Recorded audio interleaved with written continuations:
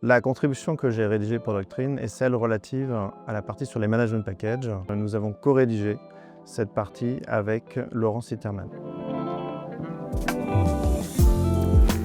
Le Fiscal by Doctrine, c'est le meilleur de l'humain combiné au meilleur de la tech, avec une revue et une encyclopédie fiscale.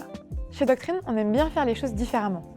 C'est pour ça que nous avons choisi de mettre en lumière les dispositifs qui correspondent à la majeure partie des cas rencontrés par les cabinets. Dans ce qu'on a essayé d'apporter de différent par rapport à la documentation existante, j'ai envie de dire le mot-clé, c'est d'apporter une vision d'ensemble. D'abord en travaillant sur la formation des régimes juridiques qu'on explique, avec l'analyse des textes successifs, des travaux parlementaires, pour bien comprendre l'économie générale du dispositif et les objectifs poursuivis par le législateur. Ce que nous avons apporté de différent par rapport à la documentation existante, c'est d'une part une approche transversale couvrant à la fois les aspects économiques, juridiques et fiscaux de ces différents mécanismes et surtout d'avoir en un seul point d'accès finalement l'ensemble de l'information concernant les management packages, ce qui est assez inédit. Et ce qui évite d'avoir à chercher l'information dans des endroits qui sont dispersés. Ce qui rend l'encyclopédie Doctrine différente de ce qui peut exister jusqu'à présent, c'est d'une part, et de façon très historique, un moteur de recherche Doctrine qui est extrêmement puissant. Depuis qu'il a été couplé